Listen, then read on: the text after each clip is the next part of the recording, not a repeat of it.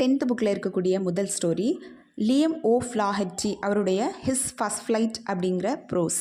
இந்த ஸ்டோரியோட கதை சுருக்கம் என்னென்னா, ஒரு கடற்பறவை இருக்குது. அந்த கடற்பறவை அதோட ஃபேமிலி மெம்பர்ஸ் கூட இந்த கடல் பகுதியில் உள்ள பாறை மேலே வசிச்சுட்ருக்கு. இந்த பறவையோட ஃபேமிலி மெம்பர்ஸ் எல்லாம் பறந்து போய் உணவு தேடி சாப்பிட்டுட்ருக்கோம். ஆனால் இந்த ஒரு பறவை மட்டும் பறக்கிறதுக்கு பயந்து அந்த பாறையோட விளிம்புலையே நின்றுட்டுருக்கும். இந்த ரீசனாலேயே இது உணவுக்கெலாம் ரொம்ப கஷ்டப்படுது. அதோட ஃபேமிலி மெம்பர்ஸ் யாரும் இதுக்கு ஹெல்ப்பும் பண்ண மாட்டாங்க.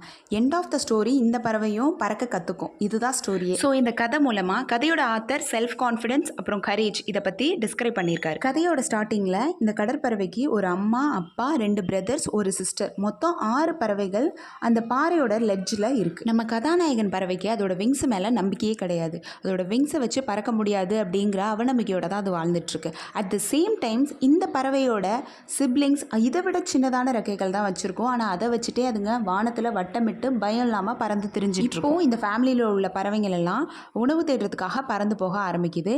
இந்த பறவையும் பறக்கிறதுக்காக ட்ரை பண்ணி முன்னோக்கி வருது. ஆனால் பாறையோட உயரத்துக்கும் அந்த கடல் மட்டத்துக்கும் இடையில உள்ள தூரத்தை பார்த்து பயந்து பின்னாடி போயிருது மறுபடியும். இதை பார்த்து அந்த பறவையோட அம்மா அப்பா, நீ மட்டும் பறக்க ஆரம்பிக்கலனா இந்த பாறையிலேயே பட்டினியா கிடக்க வேண்டியதுதான் அப்படின்னு பயமுறுத்துறாங்க. இதோட கூட பிறந்தவங்களும் அதே மாதிரி பயங்கரமா திட்ட ஆரம்பிக்கிறாங்க. நீங்க எவ்வளோ கேவலமா வேணா திட்டுங்க, நான் இந்த இடத்த விட்டு நகரவே போறதில்ல அப்படிங்கிற மாதிரி வைராக்கியத்தோட அந்த பாறையோட லெட்ஜ்லேயே உட்காந்து அந்த லெட்ஜில் உட்காந்துட்டு அதோட பேரண்ட்ஸு அந்த மற்ற பறவைங்களை கூட்டிட்டு போய் எப்படி ஸ்கிம் பண்றது அப்படிங்கிறத சொல்லி கொடுத்துட்ருக்கோம். அதாவது அந்த கடல் அலை மேலே மிதந்து வர்ற அந்த உணவுப் பொருளை எப்படி அதை கவ்வி எடுக்கிறது அப்படிங்கிறத சொல்லி கொடுத்துட்ருக்கோம். அதையும் இது கவனிச்சுக்கிட்டே ஒரு நாள் என்ன ஆகுதுன்னா, அந்த ஹோல் ஃபேமிலியும் அந்த பாறையோட ஆப்போசிட்டில் உள்ள அந்த பிளாட்டோ அப்படின்னு சொல்லக்கூடிய அந்த பீடபூமி, இந்த பீடபூமிக்கு பறந்து போயிடுது. இந்த பறவையும் சேர்ந்து போகாமல் பசியோட அந்த லெட்ஜிலேயே உட்காந்துட்ருக்கு. ரொம்ப பசி தாங்க முடியாத அந்த கடற்பறவை அந்த விளிம்பில் ஏதாவது இருக்குமா அப்படின்னு ரொம்ப தேடி தேடி பார்க்குது.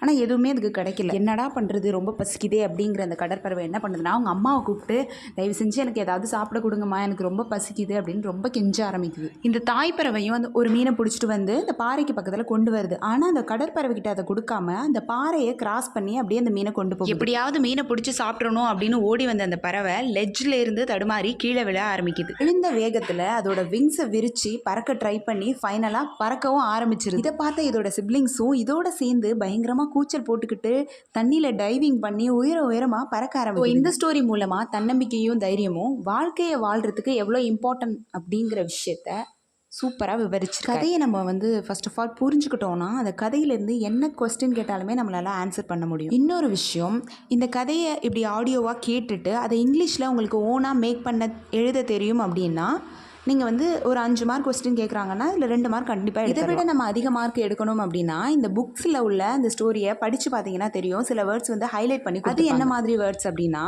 இப்போது நம்மளுக்கு இந்த பாடத்திலேருந்து இந்த சீகல் எங்கே இருந்தது, எங்கே வசித்து வந்தது அப்படின்னு ஒரு கொஸ்டின் கேட்குறாங்கன்னு வச்சுக்கோங்க. நம்ம அதுக்கு என்ன எழுதுவோம்? The seagull was alone on his rock, அப்படி இல்லைனா கிளிஃப் அப்படின்னு எழுதுவோம். இந்த ஆன்சர் தப்பா அப்படின்னா இது தப்பு கிடையாது, ஏன்னா அது பாறையில் தான் இருந்தது. ஆனால் இங்கே ஆன் ஹிஸ் ராக் அப்படின்னு வரக்கூடாது. இங்கே எக்ஸாக்டாக என்ன வரணும்னா the seagull was alone on his ledge அப்படின்னு தான் வரும். இந்த மாதிரி ஹைலைட் பண்ணி கொடுத்துருக்கிற அந்த எக்ஸாக்ட் வேர்டை நம்ம யூஸ் பண்ணி எழுதணும்னா நிச்சயமாக we can get good marks. புக்கில் உள்ள ஹைலைட்டட் வேர்ட்ஸையும் இந்த வீடியோலேயே கொடுக்குறேன், நீங்கள் பார்த்து செக் பண்ணிக்கோங்க. நிறைய ஸ்டூடெண்ட்ஸ் இந்த ப்ரோஸ்லாம் முடிச்சுட்டு எக்ஸாமுக்கு ரெடியாக இருப்பீங்க. ஆனால் சில பேர் இந்த ப்ரோஸ் படிக்காமல் இருக்கவும் வாய்ப்பு இருக்குது. ஸோ அந்த மாதிரி ஸ்டூடெண்ட்ஸ்க்கு இந்த வீடியோ நிஜமாகவே ஹெல்ப்பாக இருக்கும். 10th இங்கிலீஷ் புக்கில் உள்ள எல்லா ஸ்டோரிஸ்க்குமே வீடியோ போடுவோம். உங்களுக்கு யூஸ்ஃபுல்லாக இருந்தால் கண்டிப்பாக சப்ஸ்கிரைப் பண்ணிக்கோங்க. தேங்க்யூ.